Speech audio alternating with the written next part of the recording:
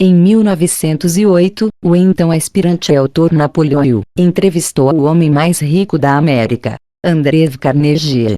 Naquela época, Carnegie já havia vendido sua empresa siderúrgica ao banco de investimentos JP Morgan e, dessa forma, acumulou uma enorme fortuna que, se atualizada para os dias de hoje, seria algo em torno de 370 bilhões de dólares, um valor bem superior ao homem mais rico do mundo atualmente. Mais esperto que o diabo.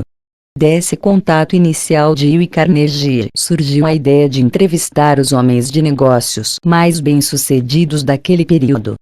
Carnegie estava convencido de que as pessoas precisavam aprender não apenas com a teoria contida em livros, mas também com outras pessoas que haviam passado pela escola da vida e obtido sucesso.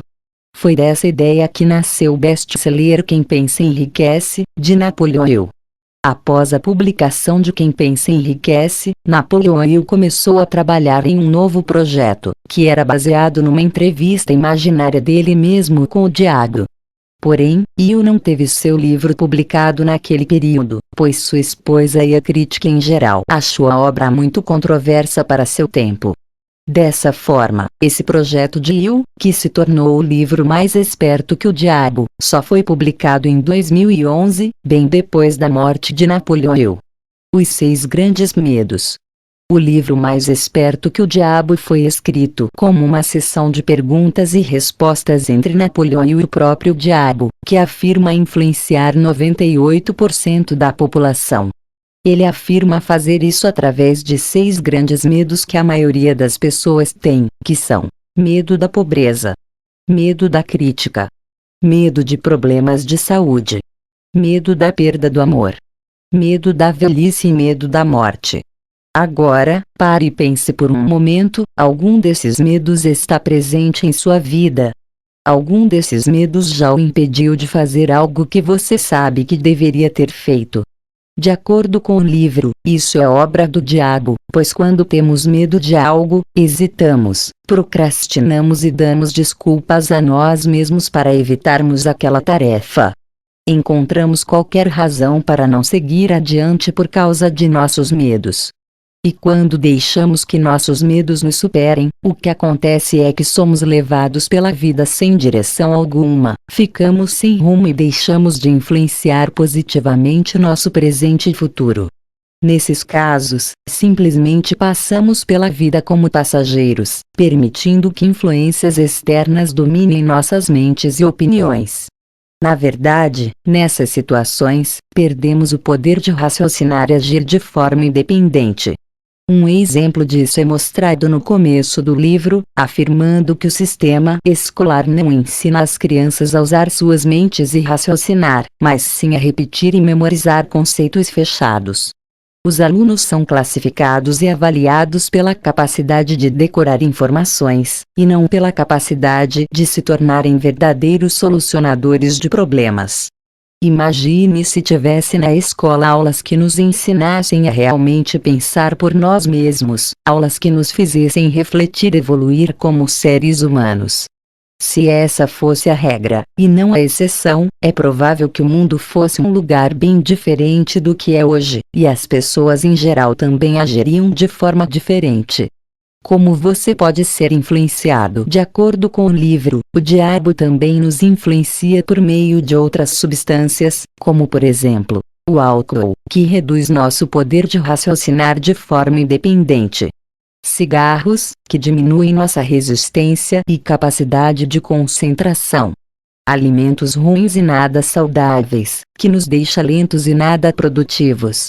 Ele então sugere que deixar de pensar de forma independente, juntamente com o uso de substâncias como essas, cria novos hábitos. Maus hábitos. Com o tempo, os maus hábitos de uma pessoa começam a entrar no subconsciente, o que significa que ela irá repetir esses maus hábitos sem nem mesmo se dar conta disso. E se isso não for corrigido a tempo, esses hábitos podem até se tornar permanentes. Isto é o que é chamado no livro como a lei do ritmo hipnótico. Uma lei que funciona nos 2 sentidos, dependendo dos nossos hábitos. Por exemplo, se nossos hábitos forem bons, estamos caminhando em busca de nossos objetivos e sonhos. Mas se eles forem ruins, simplesmente somos levados pela vida e muito provavelmente não chegamos a lugar algum. Então, para você colocar a lei do ritmo hipnótico a seu favor, você deve sempre fazer as coisas com propósito, através de um plano bem organizado para atingir seus objetivos. Você também nunca deve culpar os outros pelos seus erros. Você deve ir em busca do que quer, não importa quanto tempo leve ou que preço deva ser pago para isso. Você deve ser fonte de inspiração para outras pessoas, e não uma mente influenciada.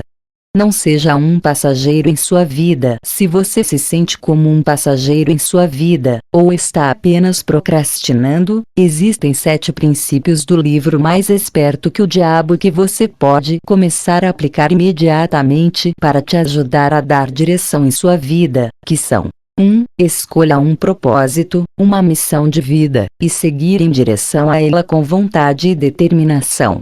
2. Seja disciplinado. Certifique-se de dizer sim às coisas que te levarão a seus objetivos e diga não às coisas que não o levarão ao que você busca. Se sua motivação para fazer as coisas for sempre a gratificação imediata, você não chegará a lugar algum. 3. Aprenda a aceitar os erros como forma de aprendizado. Podemos deixar nossas falhas nos consumir ou podemos usá-las como lições para crescer e evoluir. Isso depende apenas de nós. Uma frase que eu gosto muito e que reflete bem isso é: cada adversidade, cada fracasso, cada sofrimento traz consigo a semente de um benefício igual ou maior. 4. Cerque-se de influências boas. Lembre-se de que você é a média das 5 pessoas com quem passa mais tempo. Então, com quem você gasta o seu tempo? O ambiente em que você trabalha e vive é importante. Pessoas de sucesso se cercam de outras pessoas de sucesso. 5. Tempo. O tempo é fundamental, pois assim como pode tornar a negatividade permanente, também pode tornar a positividade e a sabedoria como permanentes.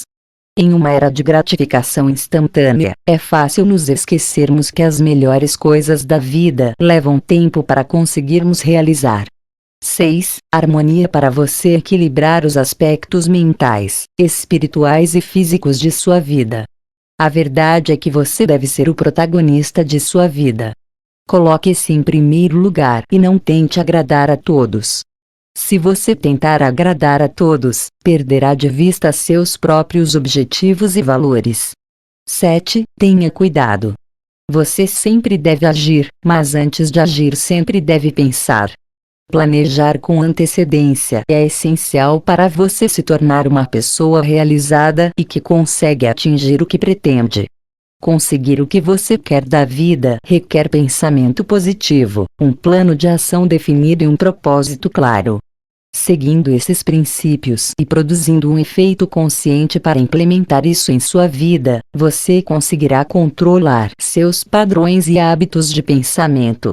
E, dessa forma, você terá o poder de construir uma vida melhor. Mesmo considerando que este livro foi escrito há mais de 80 anos, ele ainda possui lições valiosas para aplicarmos atualmente em nossas próprias vidas. Obrigado! Inscreva-se no canal e não se esqueça de curtir e compartilhar com os seus amigos.